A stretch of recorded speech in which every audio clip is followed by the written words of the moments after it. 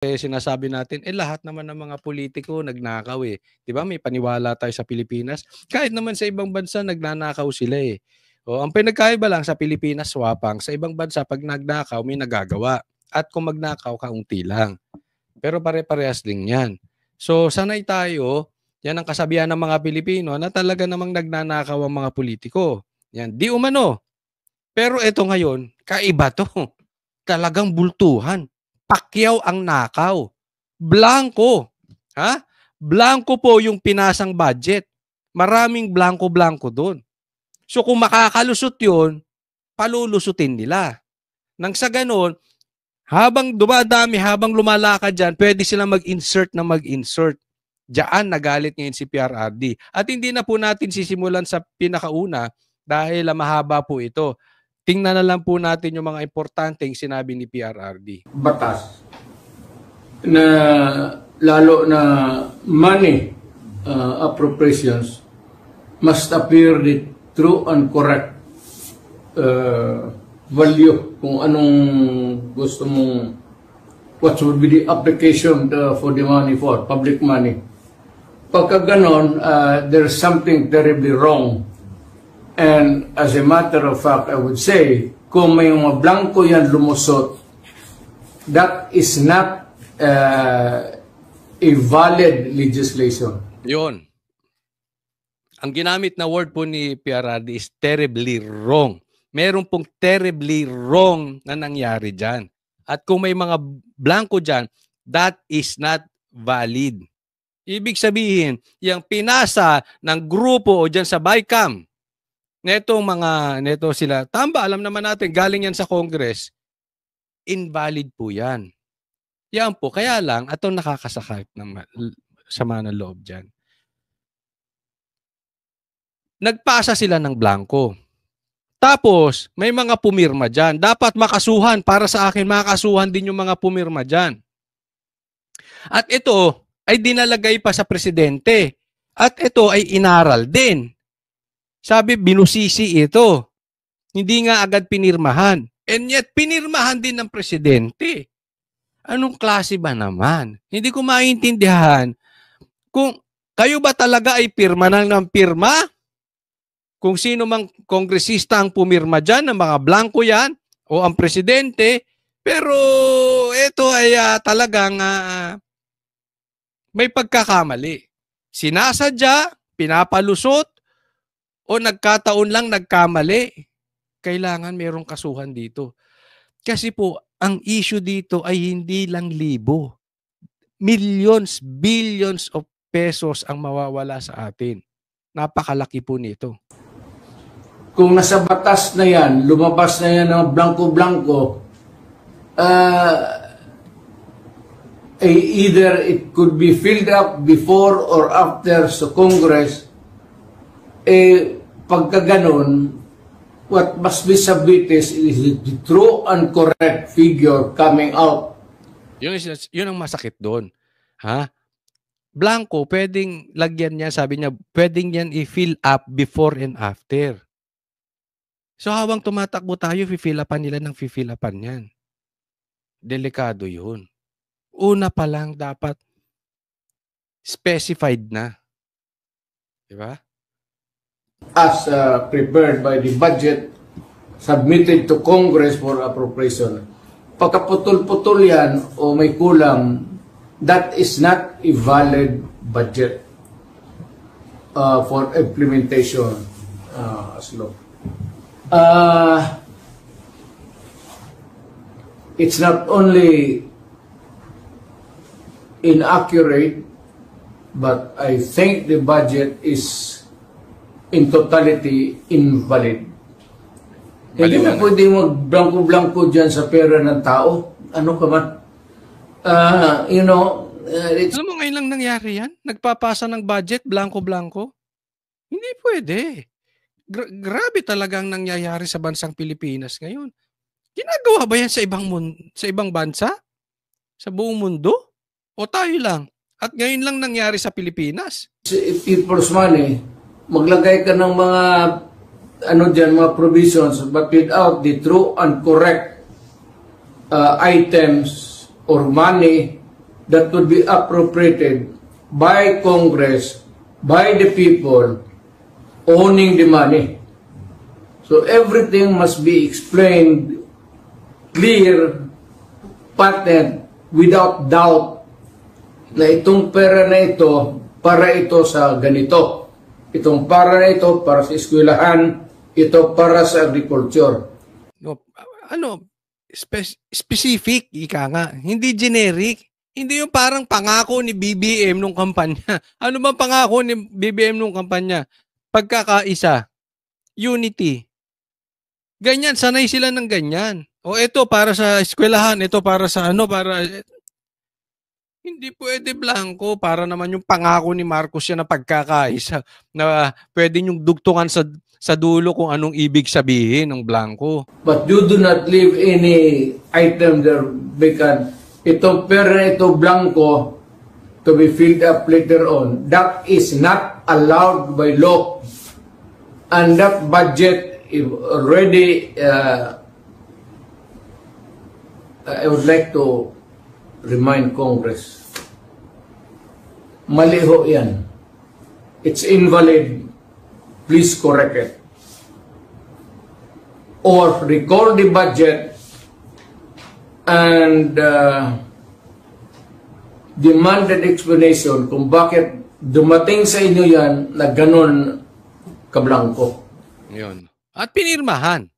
Diba? Mag-explain kayo. Mamaya, magagalit na naman kayo kay BP Sara, papatawag nyo na naman sa hearing ni hindi nyo ine-explain. Explain nyo yan. Bakit umabot sa ganyan? Nagkapirmahan pa. Nagsang-ayon kayo dyan. Pumasa yan sa budget ninyo. Diba? Meron talagang nilulusot dito. Sinusubukan nilang palusutin. Ito, naalala ko to. Nung huli naming nakausap, unang-una pala naming na-meet, o pangalawang beses namin na-meet si PRRD.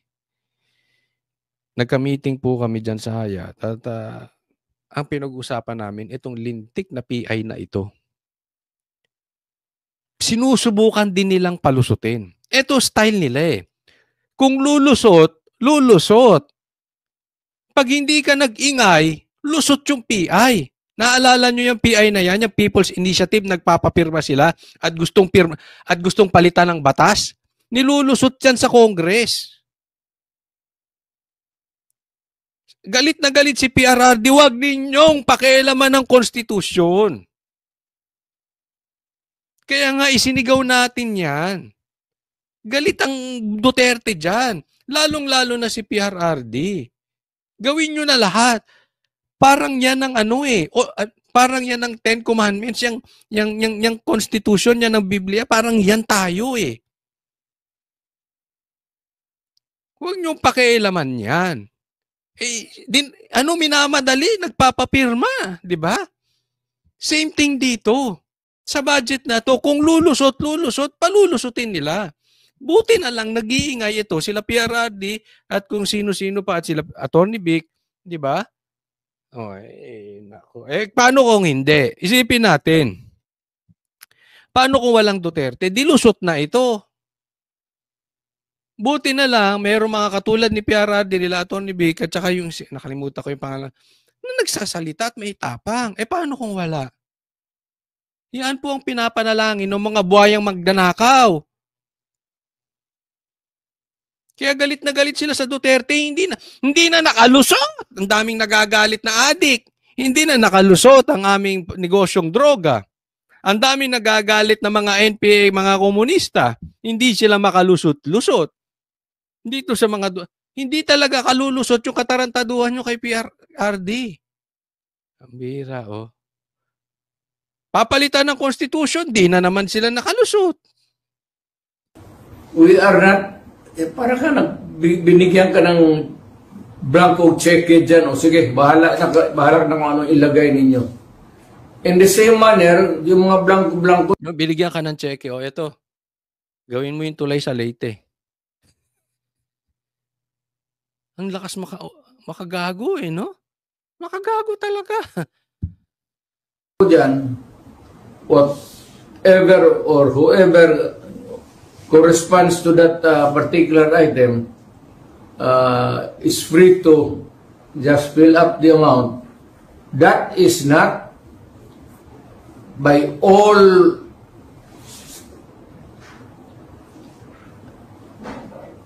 commandments of the law. That cannot be valid, invalid, unenforceable, and kung na-implement na, it must be corrected and the money returned if already spent or corrected. And kung sino Babantayan po natin. Bantayan po natin. Kailangan talaga nilang i-correct yan. At pag hindi nila kinorek yan, PRRD, ako, nangangako, mag-iingay ako na mag-iingay, na mag-iingay at na mag-iingay until i-correct nila yan. Sasamahan ka namin PRRD. Doon sa mga sasama kay PRRD, nangangakong mag-iingay at mag-iingay until i-correct nila yung illegal na bagay na yan. Ha? Ilagay nyo po sa comment section, sasamahan ka namin PRRD, mag-iingay kami until i-correct nila yung pagkakamali sa budget na yan. naman ng ano niyan, they have to give us the explanation. Otherwise, sabihin ko sa Hindi mag-i-explain yan. Sorry PRRD, ako sa tingin ko lang, hindi mag-i-explain yan. Alam mong gagawin yan? Gagawa ng ibang issue para mapagtakpan ito. Itong kabulastugan nila. Or papatawag si BP Sara, or ikaw, or kung sino mang Duterte, or kung sino mang dikit sa Duterte sa hearing. Or gagawa ng issue ang mga Duterte. Hindi sila sasagot ng diretso. Ililigaw nila ang sitwasyon. Kaya be very careful. Okay? Sa mga kababayan natin na nagbabantay dito sa gobyerno. Huwag tayong papaano-ano sa mga balitang artista, balitang pelikula, balitang... Walang masama. Makisawsaw kayo sa balitang pelikula, balitang sports. Sige, okay lang yun. Pero huwag kayong... Kasi yan ang gagawin nila. Ililigaw nila to. Huwag niyong kakalimutan yung totoong issue nito. mga Pilipino, huwag na kayo magbayad ng buwis ninyo. Oh, Ganun lang naman, pinagsasaya nito. di ako nagsabi niya na si PRRD, kayong mga Pilipino, huwag na kayong magbayad ng buwis ninyo.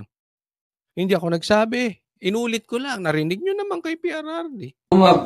Kumang na to, puro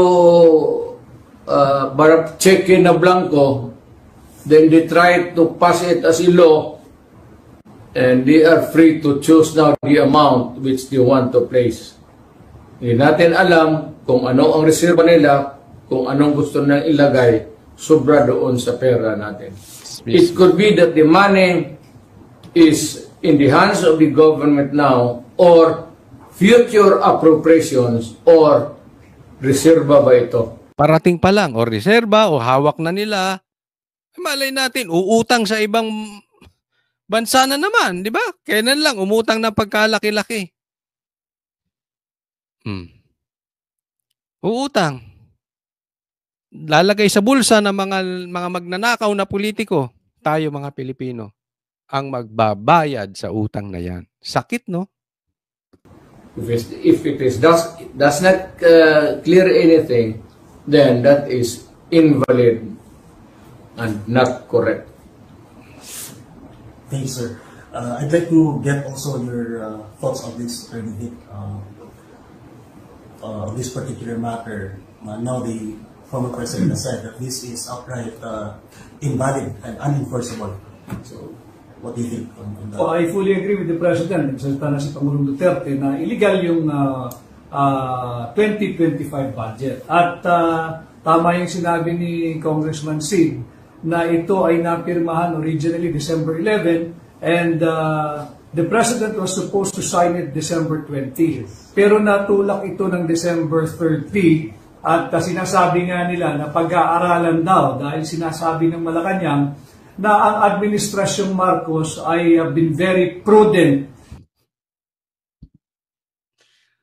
Prudent o prunes? Attorney Vic. Pero Attorney Vic, ito, nasa listahan ko to. Suportahan po natin to. Ha? Maraming salamat at binubulgar mo ito, Attorney Vic. Oh, thank you, thank you. Boto nyo, Senador, kailangan natin to. But anyway, prudent eh. Pinag-aralan nila, hindi, dapat pipirmahan na ng December 11 or 12? Or tapos naging 20 ata, tapos ibig sabihin, ginawa ng presidente dapat, ano nangyari? In programming and budgeting. But with this revelation now of Congressman Sid na pumirma ang Bicameral Conference Committee ng blankong final committee report, ito'y magpapasinungaling doon sa sinasabi na nagsagawa ng isang complete staff work at nagsagawa ng due diligence ang tanggapan ng Pangulo. Ang i-challenge ko lang siguro... Baka naman, kasi sinasabi ni Attorney Vic dito, pinag-aralan ng staff ng Pangulo, ang Office of the President. Imposibleng na-miss nila yun Attorney Vic. Imposibleng na-miss nila. Baka naman, nagbulag-bulagan na lang. Hindi ko alam, ha? But one thing for sure, nakalusot Pinirmahan Kung ano man ang dahilan, hindi natin alam. Baka naman kasi sabihin ng mga miyembro ng BICAM Committee, yung blankong yan, meron kaming agreement dyan na i-fill upan na lang ng kanilang technical working Illegal group yun? of secretariat. Pwede po ba yun?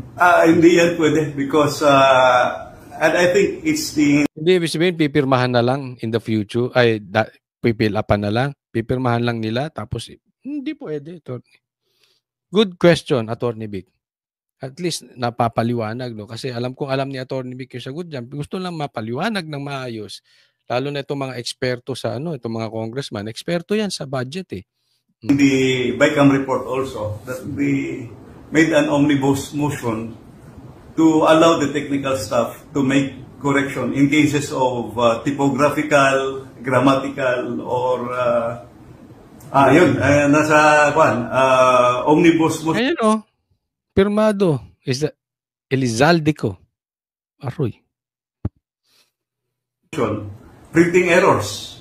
So they are allowed to make necessary adjustments. So those are material and substantial. Ayan, yan ang issue ngayon. Baka typo error, mali ang grammar. Alam mo na, ilulusutan, nagkamali lang. Di ba? Sasagutin ni PRRD yan mamaya. Items, yung blank items, may figures na malalaki. Hindi pwede yun. That can never be classified as typographical or grammatical. Kasi kung may mga mali, pwede naman daw nilang i-correct Diba? Kung may mali sa typo, diba? Pero hindi nila ginawa.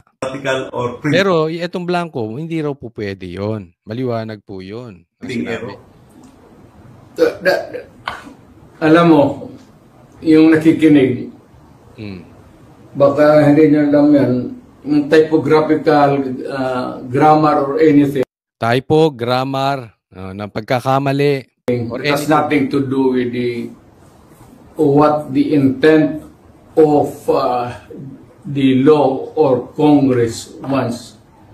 No, you put anything there that is not the reflection of what Congress has passed or what is really the correct amount doon sa mga budget, i-jumble-jumble ninyo, that is falsification of law. Perjury yan or whatever, perjury, forgery. Falsification, forgery, ano pa? Forgery, madaling salita, kriminal. May makakasuhan dapat dyan. May makukulong dapat dyan. And it can only amount to one thing. Alam mo ano? Ano? Criminal action. Yun, sinasabi sa hula. You can all go to jail for that. Dapat, salute to you, PRRD. Dapat meron talagang makulong dyan. Kasi yung intent of the law or yung intention, ano ba yung intention ng budget? Lumalabas dito, yung ginawa nilang yan, ang intention dyan, ilusot. 'Di ba? Hindi yan nakaligtaan or may typo error. Blanco eh. At kung ano, ako ang binigyan ng trabaho to follow up these things, and ganito ang lumabas, my God, you will all go to jail. Iba, no? Iba si PRRD. Kung panahon niya yan at nangyari yan, pasok kayo lahat sa kulungan kasi kasama yung staff. Bakit nakalusot yan? Mabigat yan. Public document na yan. So, if it's different from what was really intended by Congress, or was not really through an accurate copy as passed by Congress, that is falsified or forgery. Falsified or forgery. Parehas kriminal. In which is case, mamili ka lang, forgery, falsification, or jail. Yun. Wala kang pagpipilian. Falsification, forgery, or jail. Doon na lang. Pwede ba sa jail na lang sila, PRRD? Doon sila belong. Alin dyan sa tatlo, papasok sa iyo. Mr. President, ka bilang dating prosecutor, magaling na abogado, dating Pangulo, can they argue that what they did nung blinangko, can they put up as in defense na there is a proper delegation ng kanilang duty sa kanilang secretariat o kaya sa kanilang technical working group na binigay nila na kayo na lang ang maglagay ng figure at inaprubahan na namin in principle yung Ang galing, galing. Very, very good. Attorney Vic. Very, very good question. Alam ko kung saan patungo si Attorney Vic eh. Ang galing talaga. No? Kasi ang ibig niya sabihin dito, parang, eto magiging palusot ng mga buhaya.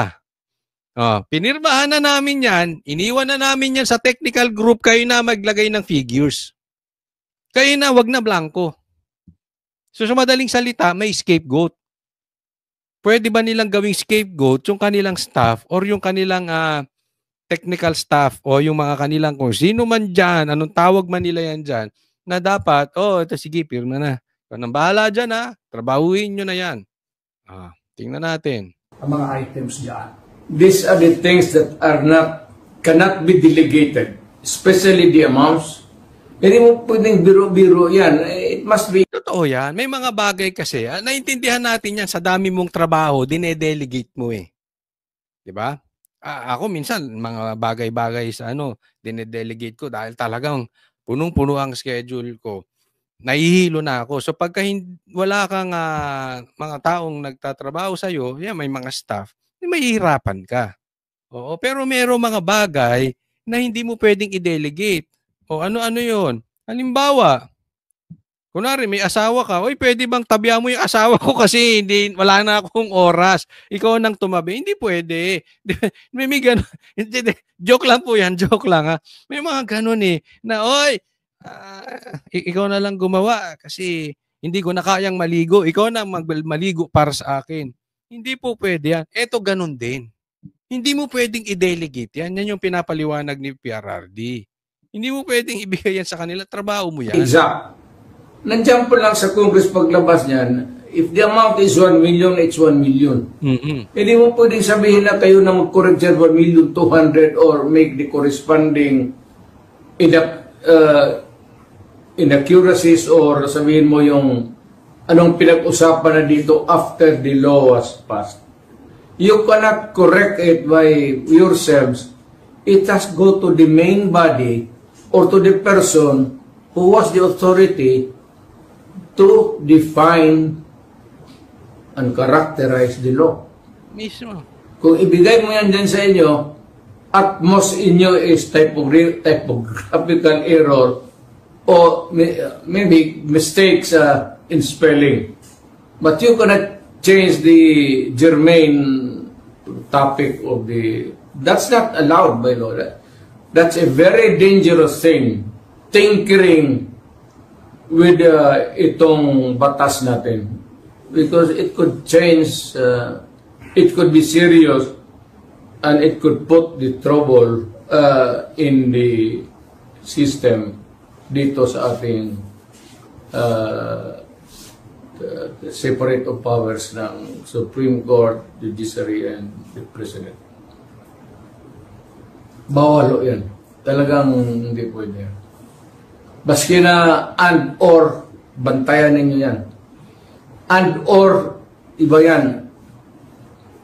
Hindi yan pwede na... Naalala ko si PRRD, kinukwento sa amin yung na sabi niya, hindi, ayaw mo na bang tumakbo ulit sa national position? Sabi niya, kahit nga given a chance maging president, vice president, ayaw na niya kasi ang dami raw paggising daw niya sa hapon. Kasi panggabi siya eh. Tanghali siya nagigising, taas daw no kanyang pinipirmahan. Dapat yan. Dahil bilang abogado kasi, mabusisi yan. Hindi yung basta, sige, pirmahan mo na yan. Okay na yan. Ano? Hindi, iba. Ewan ko kung tamad to mga to, pero I don't think so katamaran yun. Baka gustong palusutin lang talaga.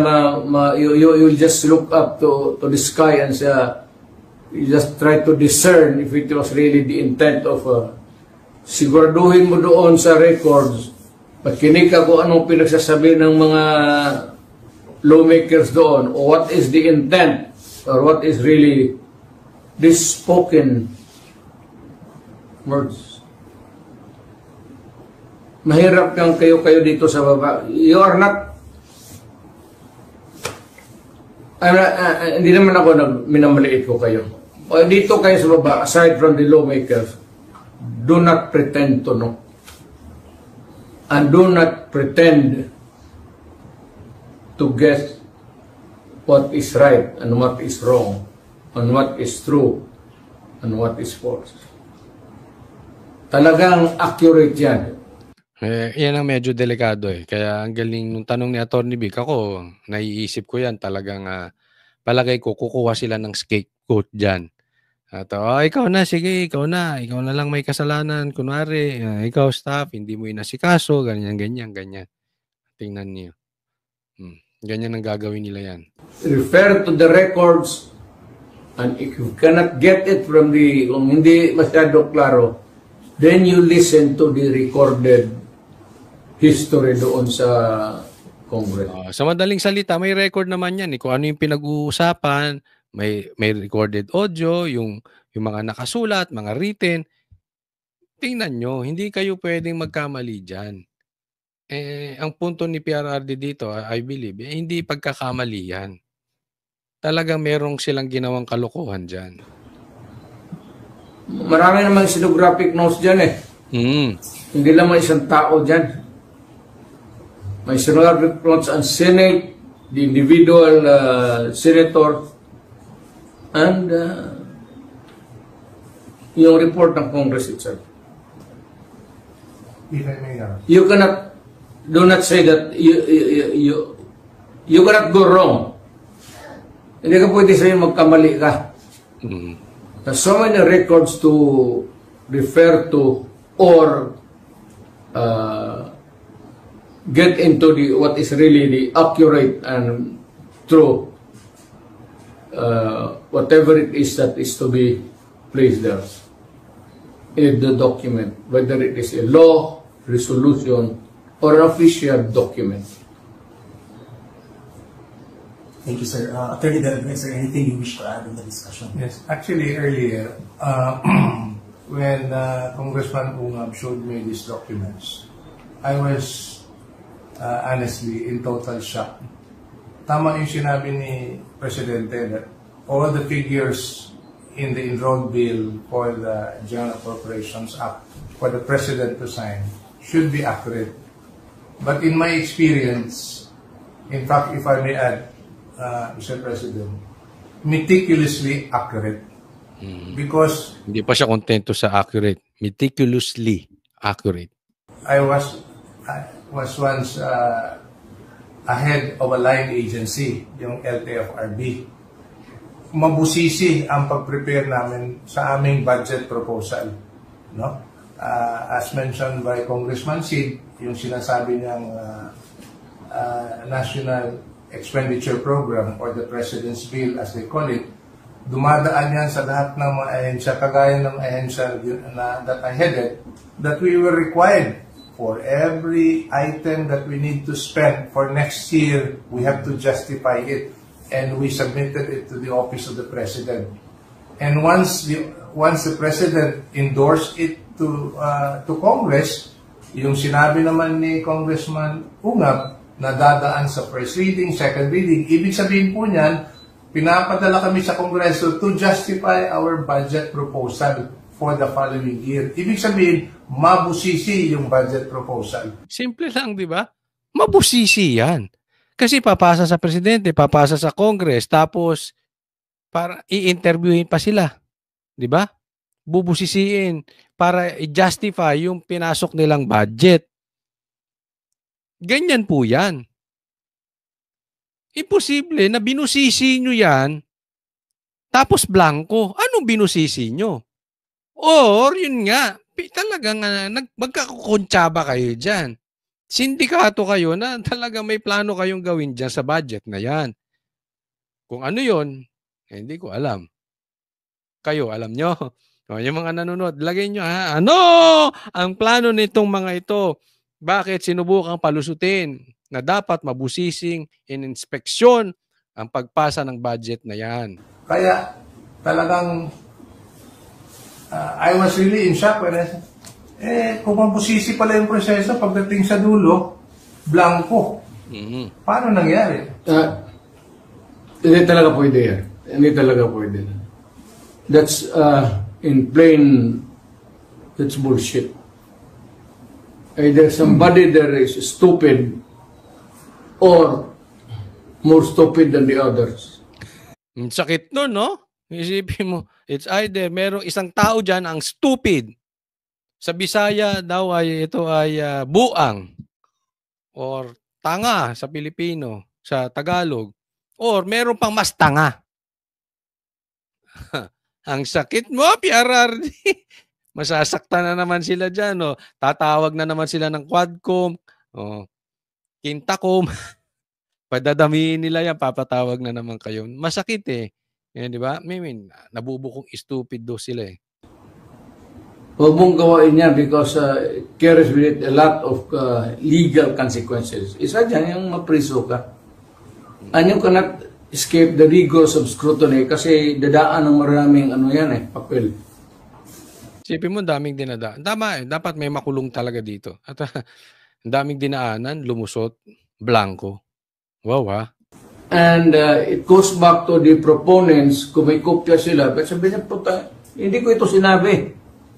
This is wrong because I never advocated for this kind of action.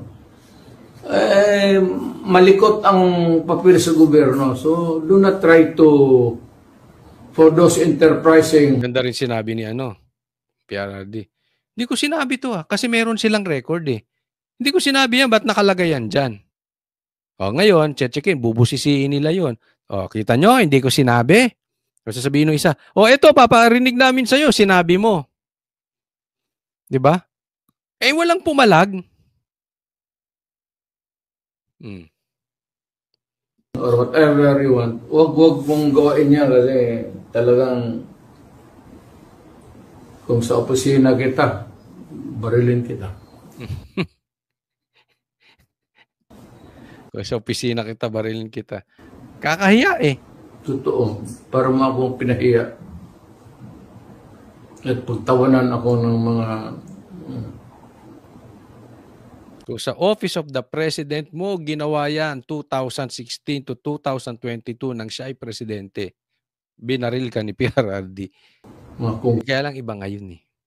Well, iba yung opisina ngayon opisina ni Martin at opisina ni Marcos. Congressman. So, mabuti yung alam ninyo. Barilan ka agad para wala ng istorya. Luko-luko may trial ba tayo ang gastos yan? Ito. Something which has be looked into. I hope that the appropriate action can be taken by ikaw, Sid, or any other Filipino dito nakikinig sa atin ngayon, Tayo yan, tayo. ako sana, pero matanda na ako, matagal na ako nawala sa Sige, practice. anong But, gusto mong gawin namin, PRRD? nandito sila, Mm. Atty. Delgra, and the rest of the taga Davao. Mm. Meron naman marami kami ditong talagang totoong Pilipino, nagmamahal sa bayan. So, I'm sure that they would not allow these things to pass. Basta tayo, bantayan natin. Mag-ingay tayo hanggat hindi nila kinokorek yung pagkakamali nilang yan. Just like that. Mahirap yan. If I may, Mr. President and Congressman Uno Harvey, ang pagkaintindi ko dito sa na-discovery mo, Congressman Sid, isang departamento lang ito, and including a provision on the Program of Appropriation. Yes, isang department. Mukhang hindi mo pa natapos kung baka mayroon pa mga blanco. Actually, may part 3 ako, pero highly technical eh. Pero it still affects the Integrity. of the budget. May mga dinagdag eh. You can give it to the, pa dito sa mga locals na ano? Yan, kasi yung pinag-uusapan nila, posibleng marami pa yan, kaya lang medyo technical, no? So, hindi rin natin alam. Hindi naman natin sinasabing eksperto tayo patungkol sa budget. So, hayaan natin yan sa mga eksperto. Yan ang sinasabi ni PRRD, and including me. Antayin natin kung ano mangyayari dito kasi hindi natin talaga mabusisi ito ng ganung kabusisi, no? But definitely, meron ng milagro, anomalya ang ginagawa dito. Marami daw eksperto dyan sa Davao. Busisiin nyo na yan. Kami, nasa likod ninyo, magbabantay kasama ninyo, at ipaliwanag sa taong bayan. Maganda nga itong kahit papaano napaliwanag nila PRRD at kahit kakonti, kahit papaano naunawaan natin kahit konti man lang, di ba? Hindi man natin maarok ang tunay na technicalities ng budget, no? Pero at least nababantayan natin ngayon. Mga sanay sa budget, even itong mga local governments, I will be able to help you to find some people are willing to work on it. Pag-aralan yan. Hindi tayo nagkulang yan. Siguro, si Atty. Delgra is one hell of a Filipino. If I may add, nakikiusap lang ako sa mga ulol na to. Kung sino yung gumagawa ng ganun. Pwede bang sabihin ko sa inyo na do not the people of the Philippines magkagulo tayo. Huwag ninyo kaming isali, buhay pa ako.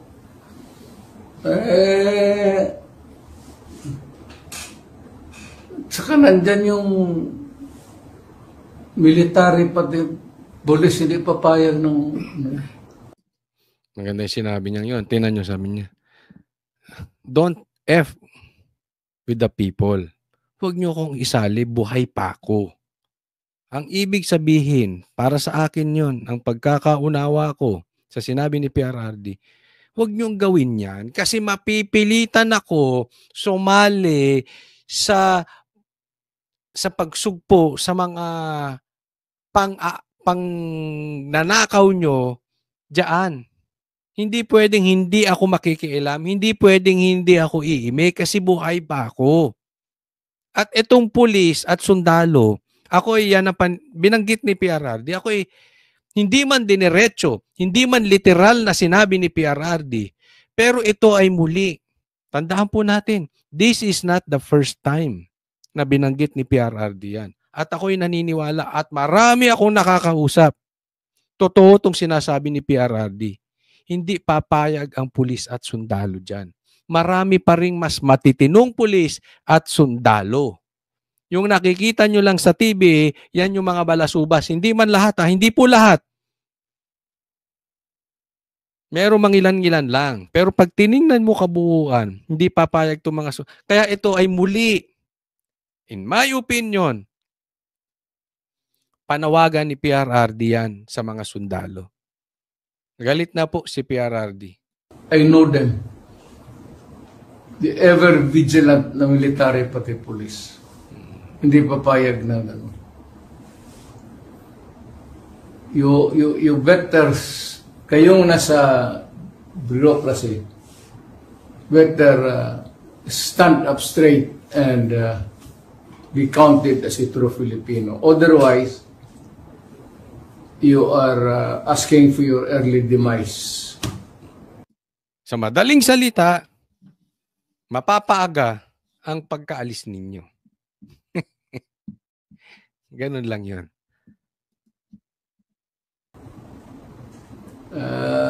Alam mo, pag nagkudita ito, patayan left and right yan, baka una kayo. Alam mo, ang ayaw ng sundalo, naghihirap na nga sila para sa bayan, tapos nanakawan pa ninyo ng pera. Hindi, ibigay na ninyo sa mga sundalo sana yan, bakit pa ninyo... Nanakawin. Mga Not mananakaw good. na PRRD. Not good. Dagdag na lang nyo sa edukasyon sa mga bata, yung sa mga disasters, dagdagan ninyo, yung ano talaga, edukasyon, pati yung mga sa welfare department. Yun ang kailangan talaga ng ano. Ako, edukasyon. Dagdag na lang ninyo, huwag ninyo sayangan yung pera. Yan lang ang payo ko sa inyo. Sabi, nag-warning ako sa inyo, huwag kayong gumagawa ng ganon. Pagka marami, hindi papayag ang sundalo niya. Inulit pa. Again, panawagan yan. That is a call, in my opinion, sa mga sundalo, and at the same time, maybe the last warning coming from PRRD. Magkakagulo talaga. Siya nagsabi, hindi ako. Kaya nga, para hindi tayo magkagulo-gulo, huwag kayong magnakaw. Ganun kasimple. Yayariin kayo, sigurado ako niyan. Yayariin kayo, sigurado ko. Kilala ko ang sundalo. Ngayong presidente ako. Marco, siguro by now, kung matalino ka at strong president ka, kilala mo na rin ang sundalo. Pipigilan lang. Pero pag if it goes haywire, bahala kayo. Basta ako nagbigay ng warning sa inyo. Thank you, sir. Congressman Sid, I know... Buti ako, basta ako nagbigay ng warning. Sana makinig na kayo dyan sa gobyerno, kung sino man ang namumuno dyan. Hindi ko na rin alam kung sinong nasusunod dyan sa inyo. Makinig kayo, tigilan nyo na yung kalokohan na yan. Bago mahuli ang lahat, mamaya exile na naman kayo. Hindi ako ang nagtatawag ng kung ano paman. Si PRRD mismo, dating presidente na pinakamahal ng mga Pilipino.